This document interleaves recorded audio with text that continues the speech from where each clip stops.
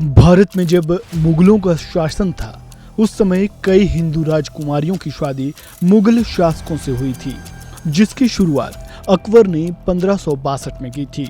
उसके बाद ये सिलसिला जारी रहा और इसे राजपूत मुगल मैरिज अलायंस के नाम से भी जाना जाता है। इस दौरान हिंदू राजकुमारियों ने इस्लाम धर्म अपना लिया था और शरीयत के नियमों के तहत ही ये शादी हुआ करती थी। लेकिन इन सब के बीच इकलौती मुगल महारानी ऐसी थी जिसने इस्लाम धर्म छोड़ दोबारा हिंदू धर्म अपनाया था।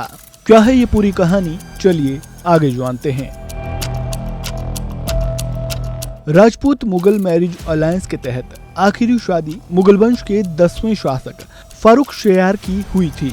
उनकी शादी मारवाड़ के राजा अजीत सिंह की बेटी इंदिरा कंवर से हुई थी। फारूक से शादी के बाद इंदिरा ने भी इस्लाम धर्म अपना लिया था, लेकिन वो इकलौती राजपूत महारानी थी जो पति यानी फारूक की मौत के बाद फिर से हिंदू बन गई थी। फारूक और इंदिरा की शादी एकदम फिल्मी अंदाज में हुई थी। इंदिरा के पिता अजीत सिंह और मुगलों के बीच जिंदगी भर शत्रुता बनी रही।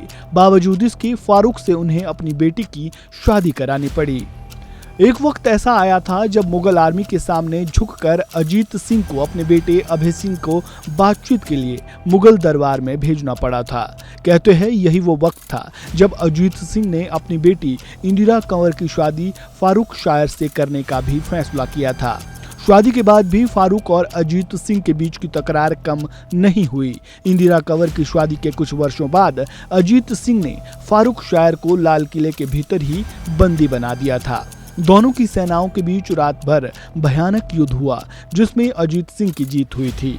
अजीत सिंह ने अपने सैनिकों को आदेश दिया कि फारूक शियार को गिरफ्तार कर लिया जाए। कहते हैं कि फारूक शियार को गिरफ्तार करने राजपूत सैनिक पहुंचे तो वह अपने हरम में मां, पत्नियों और बेटियों के साथ छुपा हुआ था।